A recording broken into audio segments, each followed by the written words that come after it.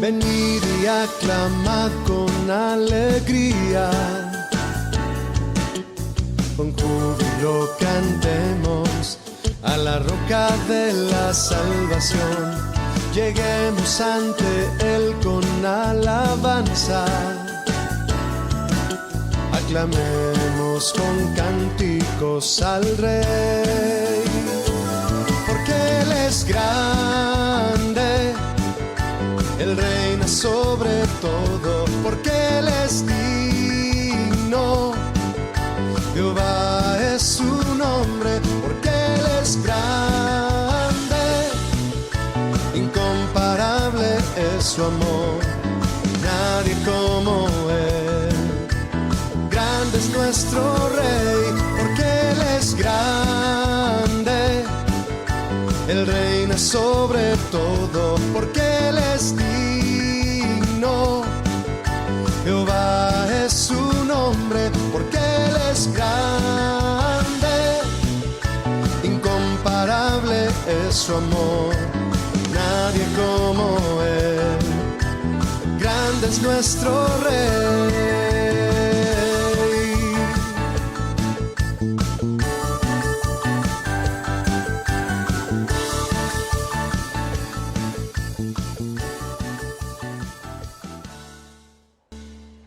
Hoy vamos a continuar con nuestro tema 48 en el libro de Hechos de los Apóstoles. En el capítulo 24, y vamos a estudiar del versículo 1 al versículo 27.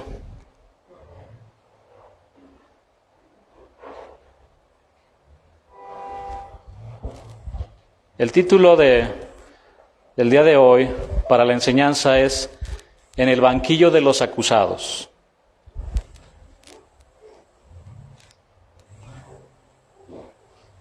A finales de la Segunda Guerra Mundial, cuando el pueblo alemán estaba comenzando a conocer lo que había sucedido en los campos de concentración, un pastor escribió una obra llamada La señal de Jonás, para responder la pregunta: ¿a quién debemos culpar por todo esto? ¿Quién debe cargar con la culpa de este genocidio? Más de 6 millones de judíos fueron exterminados, sin contar todas las otras atrocidades que los nazis cometieron en Europa durante la guerra. Y aunque muchos alemanes se sentían consternados con las historias que estaban saliendo a la luz pública, a título personal nadie se sentía culpable. En esta obra que escribió el pastor, los actores dialogaban con el público para tratar de determinar hasta qué punto cada uno de ellos era responsable de lo que había sucedido. Pero todos defendían su inocencia, culpando a los demás, sobre todo a los que estaban más arriba. La cocinera decía: a mí solo me asignaron para darle de comer a los soldados. Los soldados decían: yo tampoco soy culpable, yo solo seguía órdenes. El comandante también se defendía diciendo que solo seguía las directrices del partido nazi. Y así se seguían excusando y culpando a sus autoridades superiores. Finalmente, un hombre se pone de pie y declara que la verdadera culpa se encuentra más allá del ejército y del partido nazi, incluso más allá del mismo Hitler. Este hombre dice: Dios es el culpable. Él es el único que debe ser juzgado aquí. Y no solo por lo que hicieron los nazis, sino por todas las miserias y calamidades que vemos en el mundo. ¿Qué opina? Increíble. El hombre primero decide darle la espalda a Dios, pero cuando cosecha los frutos de su locura, entonces comienza a culpar a los demás, hasta que tarde o temprano termina culpando a Dios. No puedo creer yo esto. De repente, los acusados se convierten en acusadores y pretenden sentar a Dios en el banquillo para que sea juzgado. Siéntate ahí, Dios. Tú tienes la culpa de todo lo que me pasa y de todo lo que está pasando en el mundo. Te vamos a juzgar. En el banquillo de los acusados. El día de hoy veremos a Pablo precisamente en el banquillo de los acusados, siendo juzgado de manera injusta por los líderes religiosos de su tiempo que querían destruirlo. Este juicio gira alrededor de dos discursos, uno de Tértulo y otro de Pablo. Ambos comienzan por ganarse la buena voluntad de Félix, el gobernador. La de Tértulo es lisonjera y la de Pablo es directa y breve. En este juicio brilla la ausencia de evidencias y solo se muestran acusaciones, y esto lo consideran suficiente para no dejar libre al acusado. Y en esto vamos a aprender muchos principios a medida de que avancemos en nuestro estudio. Hechos 24, versículo 1. Ahora sí, acompáñeme.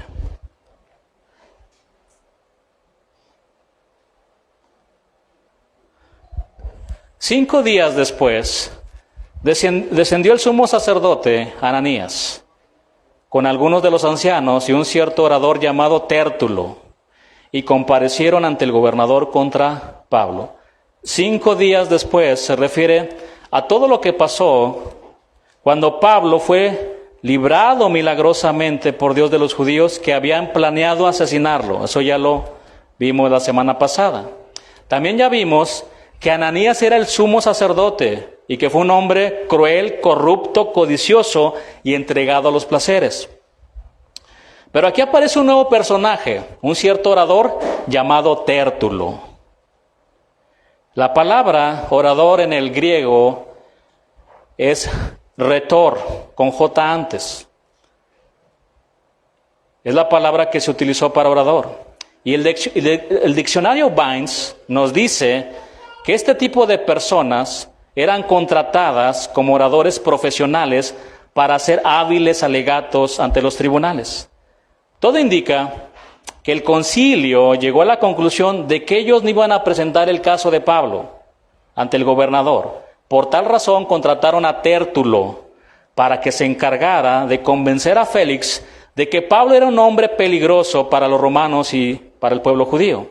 Pero sigamos leyendo. Versículo 2.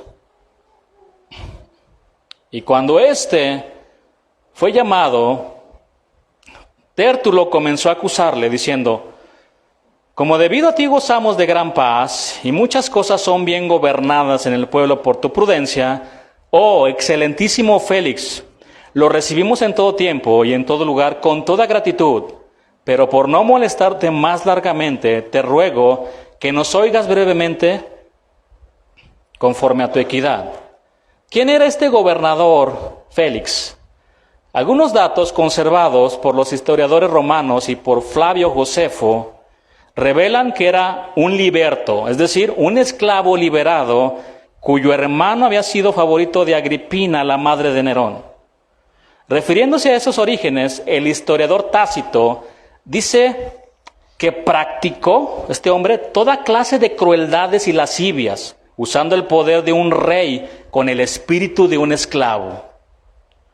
Una de las maneras que él utilizó para avanzar, para crecer en su carrera política, fue casarse con mujeres influyentes, por lo cual lo llamaron marido de 3 reinas. Más adelante Lucas nos hablará de una de ellas llamada Drusila. Bueno, este hombre fue nombrado procurador de Judea hacia fines del reinado de Claudio, quien murió en el año 54. Para la fecha del juicio de Pablo, ya tendría unos 4 años en el cargo de gobernador. Bueno, aquí tenemos a Tértulo, que en vez de referirse propiamente al gobernador como era normal de la ocasión, comienza a endulzarle el oído con medias verdades.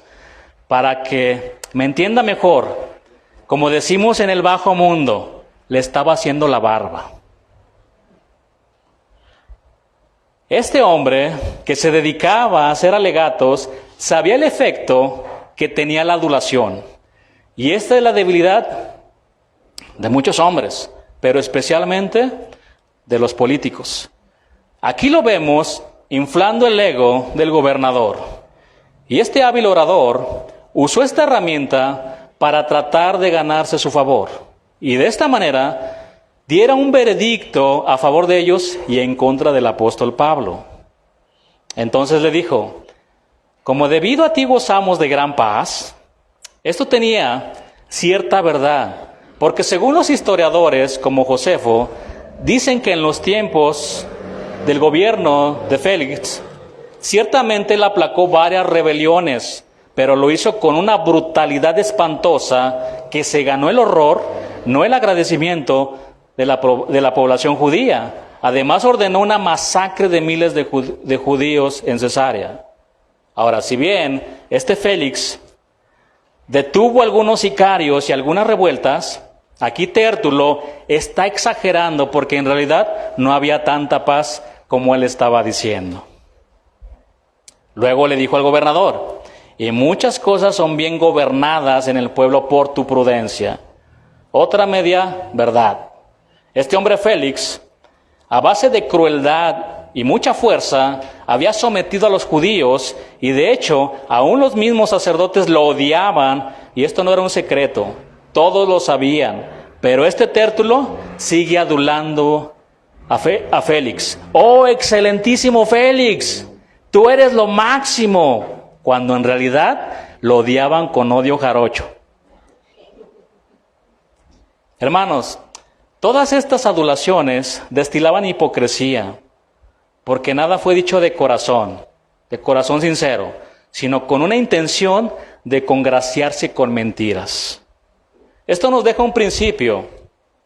Tenemos que tener cuidado con andar adulando a las personas hipócritamente, diciéndoles algo y por dentro pensando lo contrario, solamente para congraciarnos.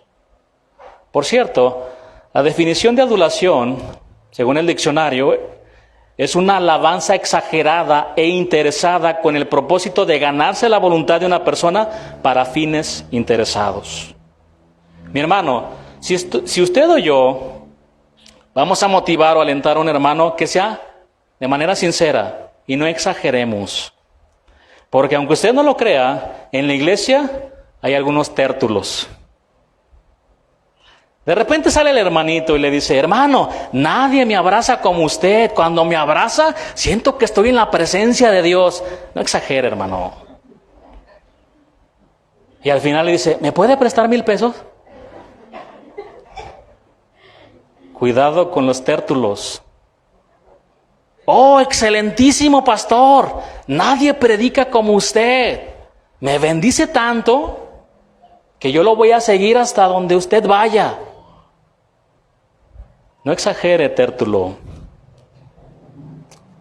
Es como la historia de ese borrachito que le dijo a un evangelista: yo estuve en esa reunión donde usted predicó y yo me convertí, pastor. A este pastor evangelista. A lo que él le respondió: ya me di cuenta que yo fui el que te cambié. ¿Se imagina un borrachito diciéndole eso? Porque si hubiera sido Dios, no andarías así.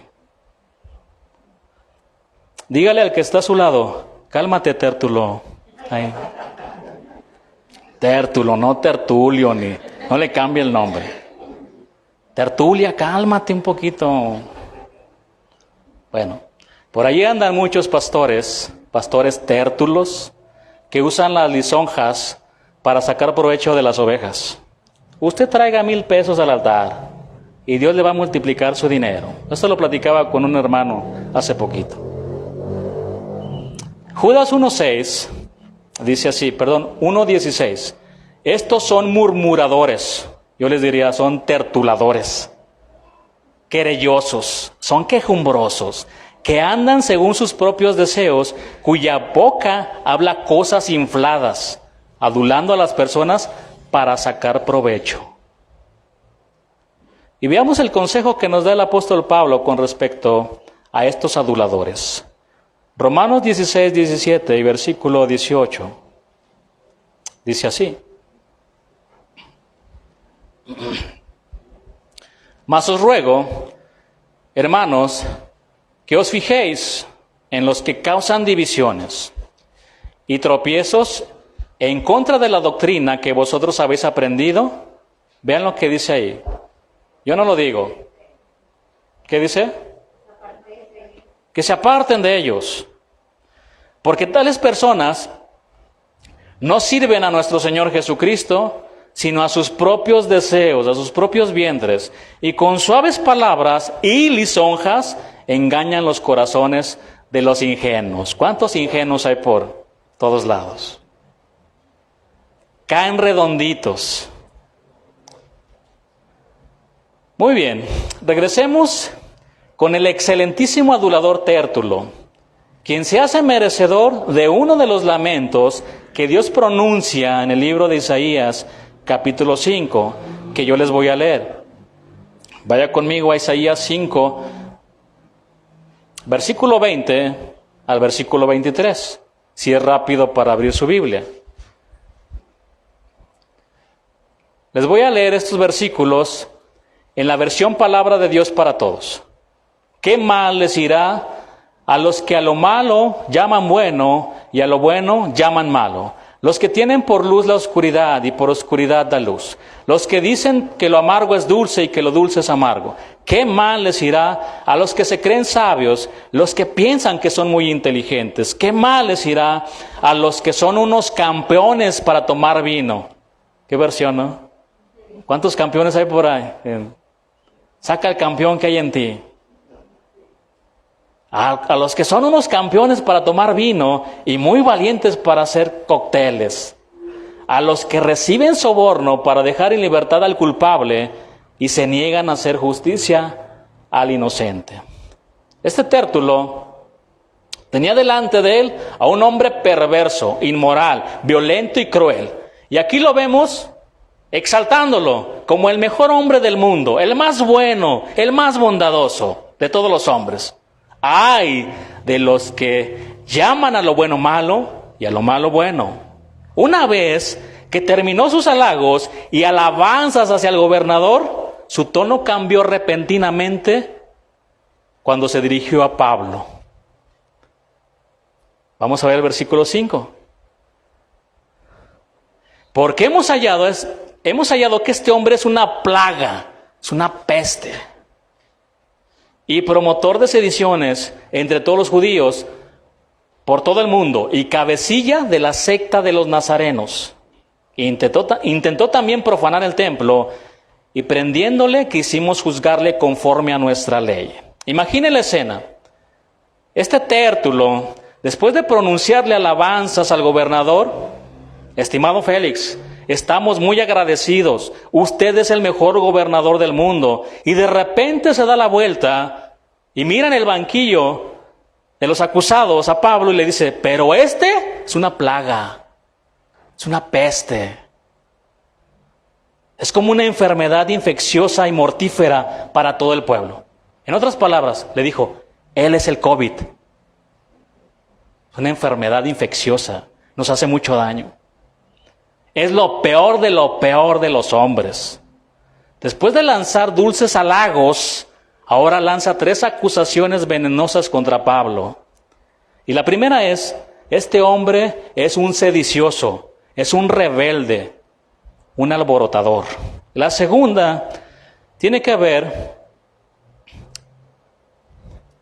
con que él era un cabecilla de una secta llamada los nazarenos. Y la tercera, con intentar profanar el templo.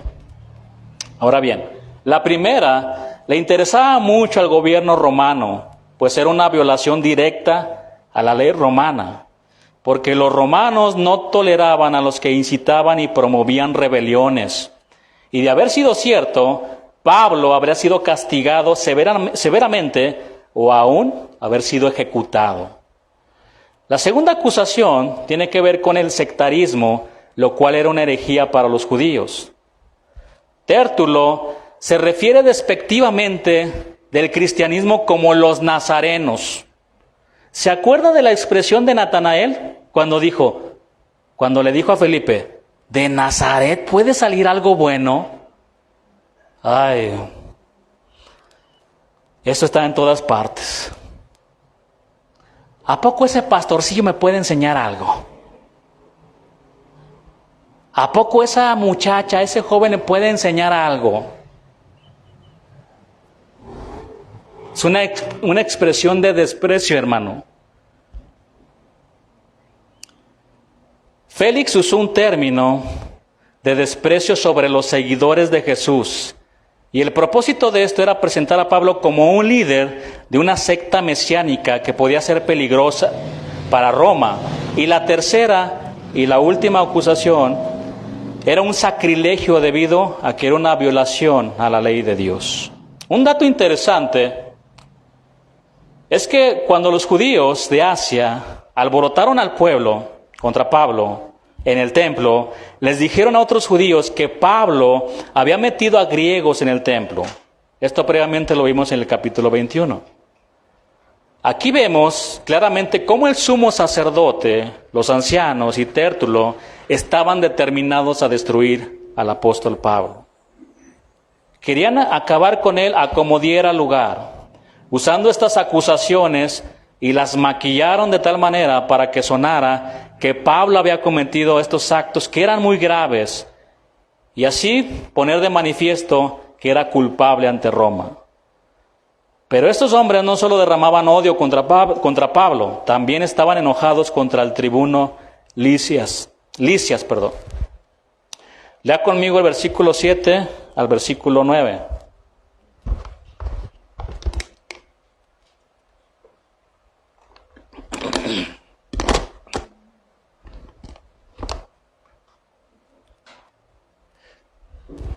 Pero interviniendo, el tribuno Lisias, con gran violencia, le quitó de nuestras manos, mandando a sus acusadores que viniesen a ti. Tú mismo, pues, al juzgarle, podrás informarte de todas estas cosas de que le acusamos. Los judíos también confirmaban diciendo, ser así todo. Prácticamente le dijeron a Félix, nosotros estábamos haciendo lo que la ley romana nos permite.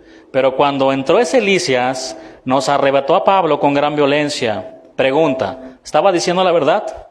No, ellos fueron los violentos. ¿Recuerdan? Ellos querían despedazar al apóstol Pablo. Aquí los hechos no concuerdan con los dichos. Hasta ese momento el apóstol Pablo se mantenía escuchando todas esas acusaciones. Pero llegó el momento de tomar la palabra usando la sabiduría que proviene de lo alto, no del mundo, no del pensamiento humano, sino del pensamiento de Dios. Lea conmigo el versículo 10 en adelante ahora.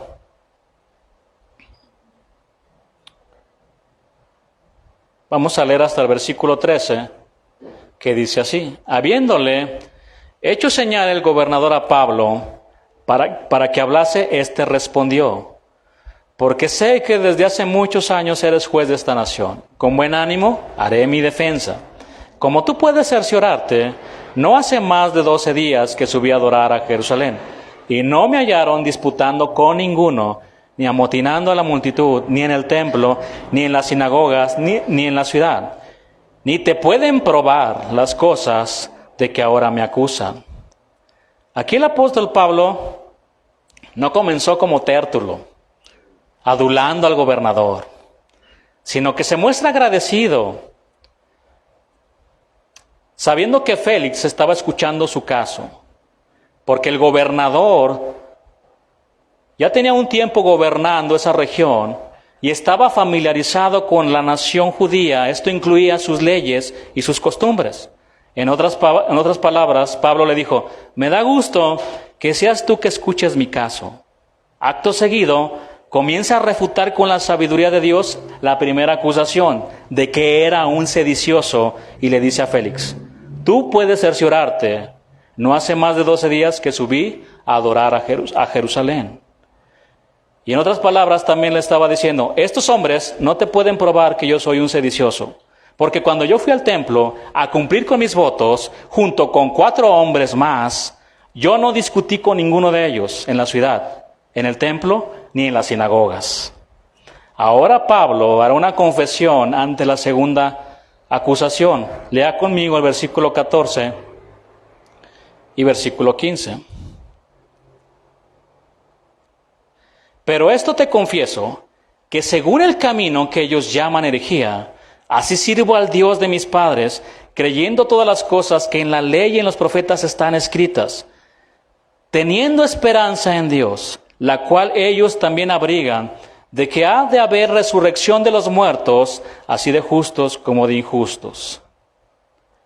Pablo, como un verdadero soldado, como un verdadero siervo del Señor, se puso firme, levantó su mirada y delante de toda la audiencia les dijo: yo soy un seguidor del camino, yo soy cristiano, yo sigo a Cristo. Estas palabras del apóstol Pablo hacen eco de lo que él mismo escribió en el libro de Romanos. Porque no me avergüenzo del Evangelio, porque es poder de Dios, es dinamita para salvación a todo aquel que cree, al judío primeramente y también al griego. Pablo, mis hermanos, se identificó con el amor de su vida. ¿Quién es el amor de su vida? Es mi Señor, por lo cual lo he perdido todo, y lo que tengo, lo tengo por basura, con tal de conocerlo, con tal de amarlo. ¡Qué impresionante! Delante del gobernador, delante de todos aquellos que lo estaban acusando, él dijo: yo soy cristiano. Él no lo negó. ¿Y cuántas veces nosotros hemos negado al Señor con nuestras palabras y con nuestra conducta, por temor a la burla o al rechazo? ¿Cuántas veces? Pablo confesó firmemente ser un seguidor de los del camino. Pablo continúa diciendo y conecta las siguientes frases: tengo esperanza en Dios y creo que un día vendrá la resurrección de los muertos. Por eso en el versículo 16 dice lo siguiente. Capítulo 24, versículo 16. Y por esto procuro tener siempre una conciencia sin ofensa ante Dios y ante los hombres. Hermanos, nuestra vida y nuestra conducta muestra cuál es nuestra esperanza. Si nuestra esperanza es solo terrenal, nuestra vida se va a enfocar solo en las cosas materiales, solo en las cosas de este mundo, y caminaremos sin consultar a Dios, solo viviendo para nosotros mismos. ¿Cuántos viven así? Viviendo para ellos mismos, dándole las cáscaras al Señor, lo último de sus vidas. Ahora sí ya quiero servir al Señor, pastor. Ya tienes 100 años, se te acabó la vida, mi hermano. Se te acabó la vida. Dale lo mejor. Joven, dale lo mejor de tu juventud, de tus fuerzas. Ámalo con todo tu ser.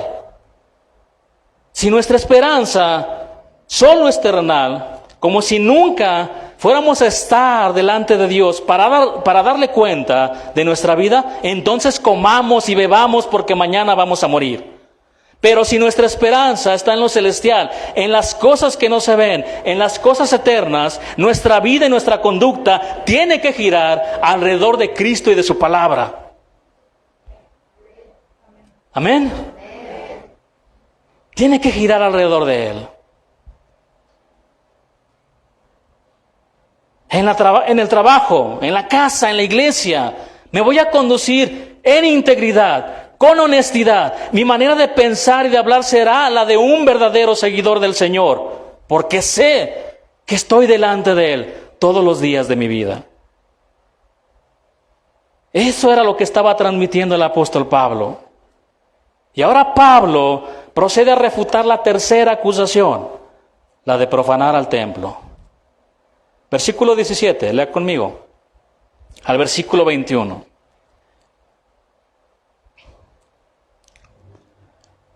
Pero pasados algunos años, vine a hacer limosnas a mi nación y presentar ofrendas. Estaba en ello, cuando unos judíos de Asia me hallaron purificado en el templo, no con multitud, ni con alboroto. ellos debieran comparecer ante ti y acusarme si contra mí tienen algo.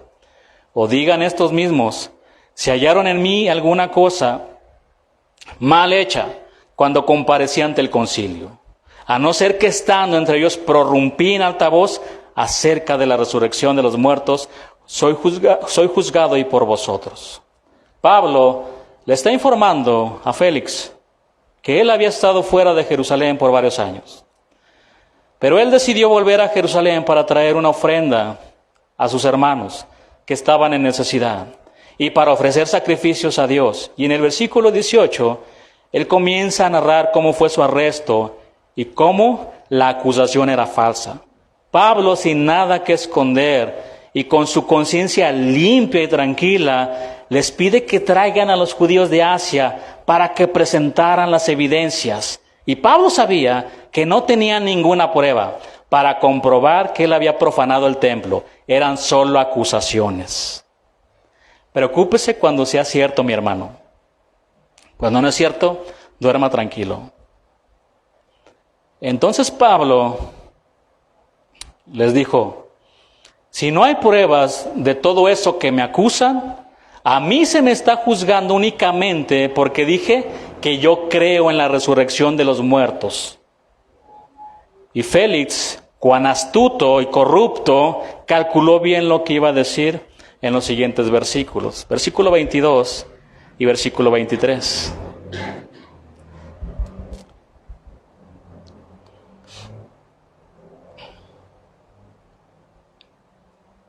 Entonces Félix, oídas estas cosas, estando bien informado de este camino, o de los seguidores del Señor, les aplazó diciendo, cuando descendiere el tribuno Lisias, acabaré de conocer vuestro asunto. Versículo 23, y mandó al centurión que se custodiase a Pablo, pero que se le concediese alguna libertad, y que no impidiese a ninguno de los suyos servirle o venir a él. Este Félix hizo lo mismo que Poncio Pilato, con la diferencia de que a Jesús sí lo crucificaron. Aquí Félix vio claramente que ante la ley romana Pablo no era culpable, pero él sabía que si lo dejaba en libertad los judíos podían comenzar con una revuelta. Y bien, él prolongó este caso tomando una decisión neutral. ¡Qué peligroso! Yo creo que es lo más peligroso que podemos enfrentar, o el estado en el que podemos movernos, ¿no? En lo neutral. Nos quedamos neutral, ni cristiano, ni de nadie más, ni del diablo ni de Dios, ni del infierno ni del cielo, ni frío ni caliente, un tibio. Qué peligrosa es la neutralidad. Un hombre inocente es mantenido preso, la justicia es oprimida por la conveniencia únicamente. Avancemos al versículo 24. Algunos días después, viniendo Félix con Drusila, aquí aparece, su mujer, que era judía, llamó a Pablo y le oyó acerca de la fe en Jesucristo. Pero al disertar Pablo acerca de la justicia, del dominio propio y del juicio venidero, Félix se espantó y dijo, ahora vete, pero cuando tenga oportunidad te llamaré. Esperaba también con esto que Pablo le diera dinero para que le soltase, por lo cual muchas veces lo hacía venir y hablaba con él. Pero al cabo de 2 años recibió Félix por sucesor a Porcio Festo, y queriendo Félix congraciarse con los judíos, dejó preso a Pablo. Pasaron unos días y Félix junto con su esposa Drusila tuvieron una cita personal con el apóstol Pablo. ¿Quién era esta Drusila? Era hija de Herodes, aquel que mató a Santiago. Este Herodes que cayó muerto y comido por gusanos. ¿Recuerdan también lo que aprendimos? Bueno, esta mujer se cree que tenía entre 16 y 20 años. Era muy joven, pero ya había estado casada. Y de alguna manera Félix la convenció para que dejara a su esposo. Ahora aquí se encontraban estos 2 adúlteros ante Pablo. Y estaban ante él no para escuchar sobre su caso, sino para escuchar sobre la fe en Jesucristo. Miren, hermanos, aquí vemos dos almas vacías, aunque llenas de riquezas, de poder y placeres, pero traían un gran vacío en su corazón. El hombre sin Dios tiene un vacío que nada ni nadie lo puede llenar. Y por más que intentan llenarlo con sexo, con alcohol, con dinero, con drogas, siguen vacíos y no encuentran sentido a su existencia. ¿Por qué se suicidan? Porque están vacíos. Porque se sienten vacíos. Cuentan que hubo un aviador por allá en la Segunda Guerra Mundial que fue alcanzado por un proyectil cuando iba en su avión. Y este piloto tuvo que salir de emergencia del avión y se arrojó con su paracaídas. Pero resulta que el paracaídas no se abrió. A millas de altura comenzó el descenso en el vacío. Afortunadamente, este hombre cayó en una zona pantanosa y no murió. Después de meses de recuperación en el hospital, le preguntaron, ¿cuál fue la sensación que experimentó en ese instante cuando estaba cayendo? Y él contestó, el querer sostenerme del vacío sin lograrlo. La sensación más terrible que experimenté fue querer agarrarme o sostenerme del vacío. Estimado amigo, ¿de qué echarás mano cuando mueras? Ahora sí que ahí les dejo esa mosca en el oído también. Pablo, sabiendo que tenía ante él dos almas vacías, pero que al mismo tiempo estaban revestidas de autoridad, no le temblaron las piernas para predicarles el Evangelio. Les comenzó a hablar sobre cómo poner su confianza en Jesús como único y suficiente Salvador. Félix y Drusila lo escucharon, pero el versículo 25 dice que al disertar, esta palabra en el griego significa enseñar, discutir con un argumento sólido y razonable. No tenemos todo el diálogo, pero sí tenemos que en primer lugar les dijo, o les habló mejor dicho, acerca de la justicia de Dios. Y quizás fue algo así. Querido Félix, querida Drusila, el Dios Todopoderoso se ha revelado en las Escrituras como un juez justo que ama la justicia. Dios odia la injusticia. Él no aprueba a los que por soborno dejan libre al culpable y condenan al inocente, al que roba a su prójimo y abusa de él.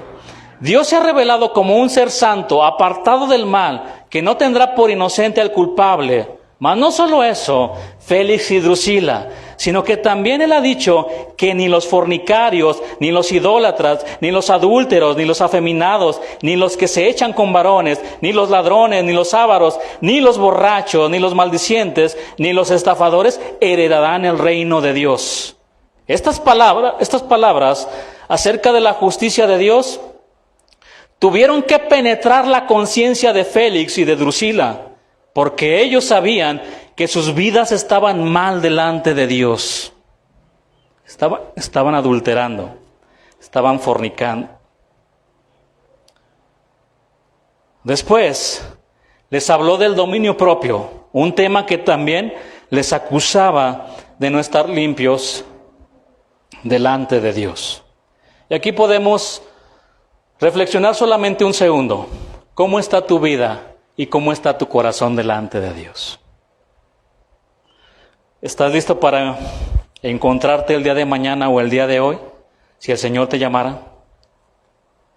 Finalmente, les habló del juicio venidero, que impactó sus mentes y sus corazones, porque les advertía que un día estarían sentados en el banquillo de los acusados, para ser juzgados por el juez justo, que no se deja corromper por nada ni por nadie. Dios los juzgaría por sus acciones y pecados. Hermano, ¿sabía que todo hombre un día estará en el justo juicio de Dios? Y todo aquel que no se haya inscrito en el libro de la vida, será lanzado ¿a dónde? Al lago de fuego. Todo aquel que no haya creído en Jesucristo como su Señor, irá al infierno, donde el gusano nunca muere, donde el castigo es eterno. El versículo 25 dice que cuando escuchó esto Félix, le dijo, vete de aquí. Tengo miedo. A estos dos, el Señor les mostró su pasado, su presente y su futuro. Y les dio la oportunidad para cambiar su futuro. Pero la desperdiciaron. Se les fue como agua entre los dedos. Félix es uno de los ejemplos más trágicos de oportunidad perdida en toda la Biblia. El gobernador tuvo el privilegio de pasar mucho tiempo al lado del apóstol. Sin embargo, dejó escapar la ocasión de entregar su vida al Señor. La Biblia presenta muchos ejemplos de oportunidad perdida en cuanto a salvación. Algunos filósofos paganos, después de oír la defensa del cristianismo por parte de Pablo en el Areópago de Atenas, lo despidieron con las palabras, ya te oiremos acerca de esto otra vez. Pero Pablo salió pronto de Atenas y nunca regresó, y los filósofos no volvieron a oírlo. Lucas 9:57 al 62 registra las oportunidades perdidas de algunos aspirantes a ser discípulos del Señor. Vaya conmigo rápido a Lucas 9:57. Vamos a leer en adelante.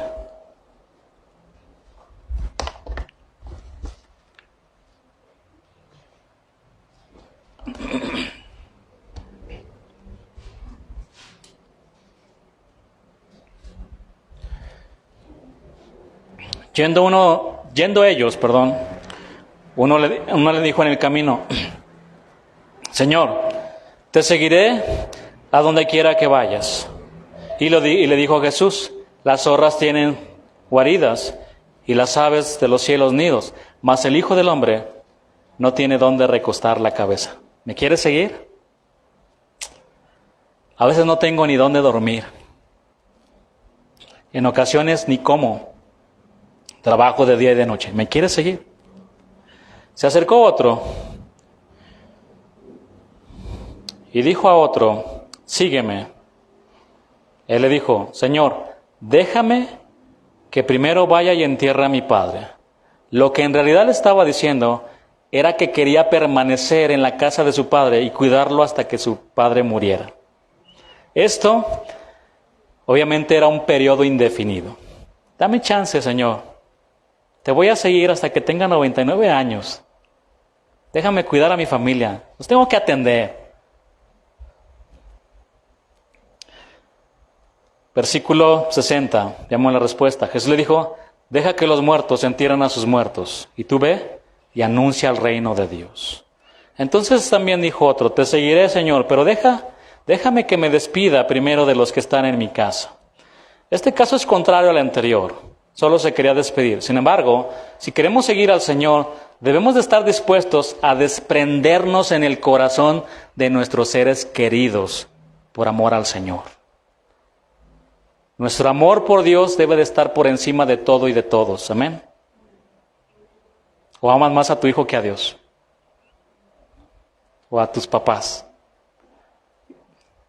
Hay que honrarlos. Eso lo dice la palabra. Pero nuestro amor debe de estar por encima de todo y de todos. Y Jesús le dijo, ninguno que poniendo su mano en el arado mira hacia atrás es apto para el reino de Dios. Estos aspirantes tuvieron la oportunidad de ser seguidores del Señor. Pero ¿qué hicieron, mis hermanos? La desperdiciaron. La parábola de las vírgenes insensatas y prudentes también ilustra la tragedia de la oportunidad perdida. Lo mismo sucedió con la historia de los israelitas que murieron en el desierto y no pudieron entrar a la tierra prometida. ¿Y qué decir del rey Agripa? Pablo, por poco me persuades de ser cristiano. Por poquito me convences de ser cristiano, Pablo. ¿Y ahora dónde está ese rey? Pero el ejemplo más sorprendente de oportunidad perdida es Judas. A este hombre se le concedió por misericordia una oportunidad maravillosa de vivir y ministrar con el Señor durante su ministerio terrenal. Judas pudo haber estado en uno de los 12 tronos en el reino, juzgando a las 12 tribus de Israel. Su nombre pudo haber estado en uno de los cimientos de la Jerusalén celestial, pero en lugar de eso, se convirtió en ladrón, hipócrita y traidor. Despreció su oportunidad por 30 monedas de plata. Y así está el mundo. Así está el mundo, desperdiciando su única oportunidad por el dinero, por las cosas de allá afuera. Por lo material. Por 30 monedas de plata. ¿Y después qué pasó con este hombre? Se suicidó y fue condenado al castigo eterno. Nuestro Señor Jesús resumió la vida de Judas en estas terribles palabras. A la verdad, el Hijo del Hombre va según está escrito de él. Mas ay de aquel hombre, por quien el Hijo del Hombre es entregado. Bueno le fuera ese hombre no haber nacido. Wow. El gobernador Félix fue trágicamente parecido a Judas. Judas vivió con el Señor cerca de 3 años. Félix tuvo en su palacio a Pablo durante más de 2 años. Judas tuvo muchas oportunidades de hablar con Jesús. Félix muchas veces hacía venir a Pablo y hablaba con él. Judas traicionó al Hijo de Dios por dinero. Félix esperaba también que Pablo le diera dinero para soltarlo. Judas traicionó al Señor ante las autoridades judías. Félix, por congraciarse con esas mismas autoridades, traicionó a Pablo al negarse a liberarlo, a pesar de que sabía que él era inocente. El pasaje dice que Félix estaba aterrado.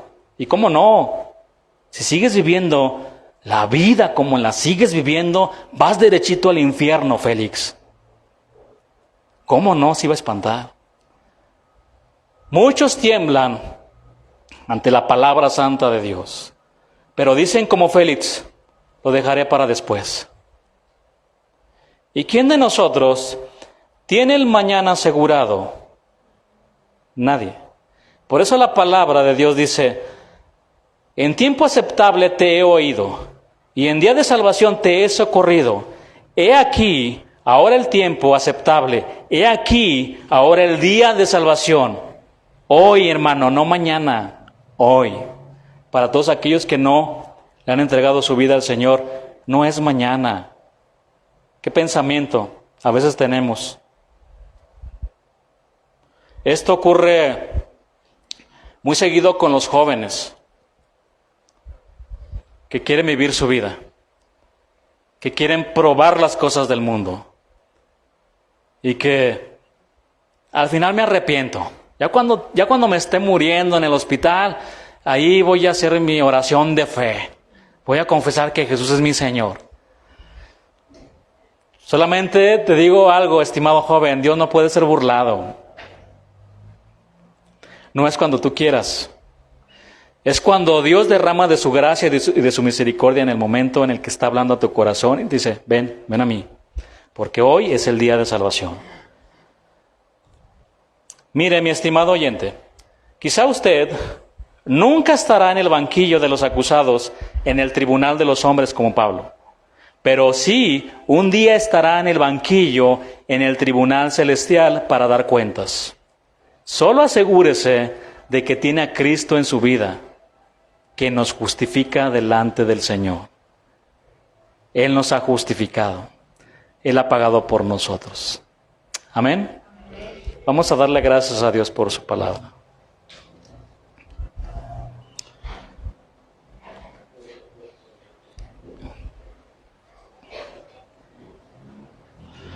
La verdad es que yo quería cerrar este año con otro tipo de enseñanza. Habíamos recibido el abrazo de Dios en las previas, pero no puedo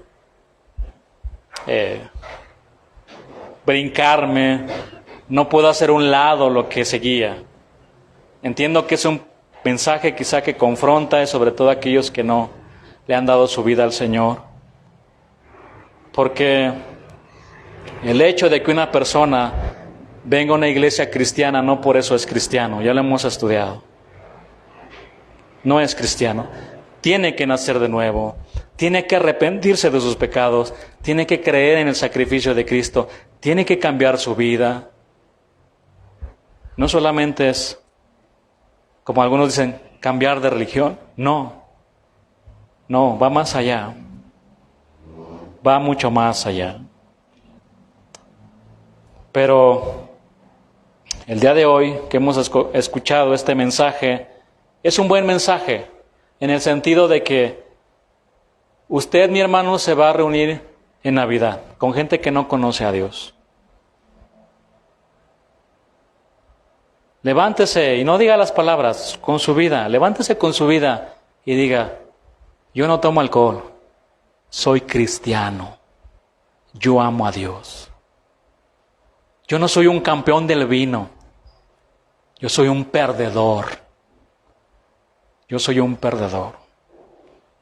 Es ahí donde vamos a hacer luz con ellos y hablarles de ese Cristo que cambió nuestra vida para siempre, porque ya no somos los mismos. Póngase firme y con su vida dígales: yo sigo a mi Señor, el amor de mi vida. Yo lo sigo a Él. ¿Por qué? Porque Él me amó primero, porque Él se entregó primero. Ahora yo me quiero entregar a Él con todo mi corazón. Amén. En eso se demuestra, en ese tipo de situaciones, a veces sin hablar, pero con su vida firme.